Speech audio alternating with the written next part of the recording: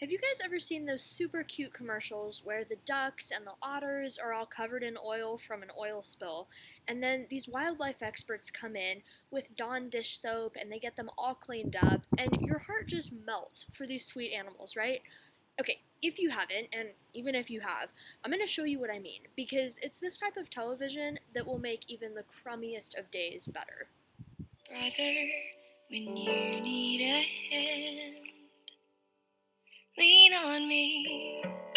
When you're not strong, and I'll be your friend.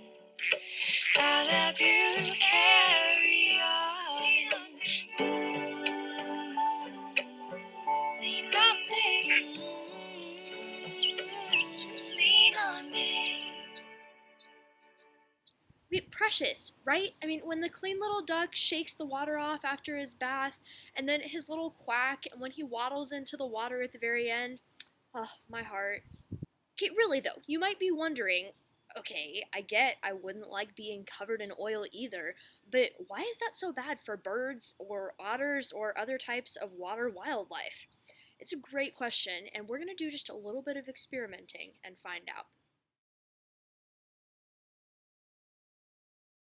For this lab, you only need 5 materials. You're going to need some water. You're going to need some type of oil, whether it's corn oil or vegetable oil or olive oil.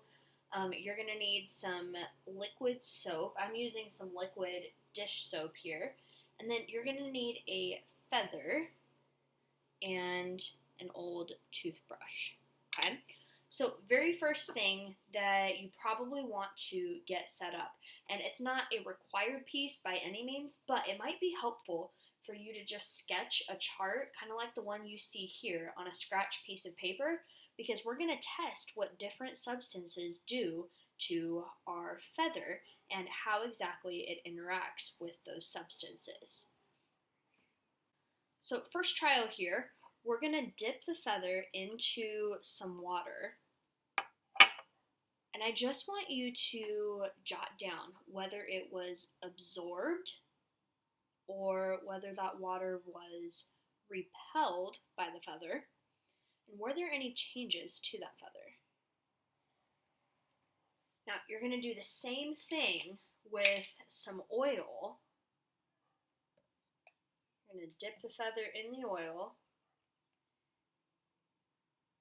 and then observe. Were there any changes to it?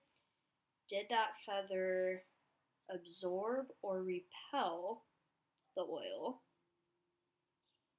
Okay, and then we're going to add some soap to our water here.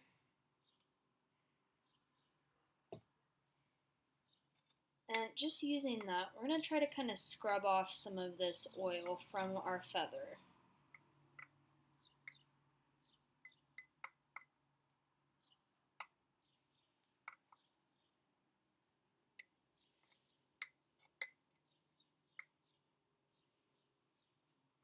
Be kind of gentle with it, but get work done too.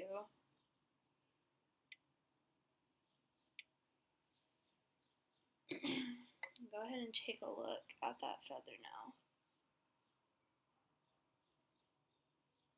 Once you've completed all of your trials and you've got just a little note about each result, I want you to go ahead and clean up your lab station. Do not be leaving a mess for your parents to clean up. But there are 2 questions that I want you to think about as we kind of wrap this up. And one of them is, how easy or difficult was it to clean the feather? Like, were you able to return it to its original state, the way that it started before we started dipping it in all those different liquids? And number 2, how does oil affect a feather's ability to maintain dryness and warmth? And really, I mean, what does that tell us about how oil spills are going to impact different kinds of wildlife? So now you know, every time you see these commercials, why it's such a big deal for these wildlife when oil spills happen, and why it's so important that these wildlife specialists are getting them cleaned up. Thanks for tuning in today. Hope you enjoyed and learned just a little something. People, I miss you. I love you. I hope you have a great day.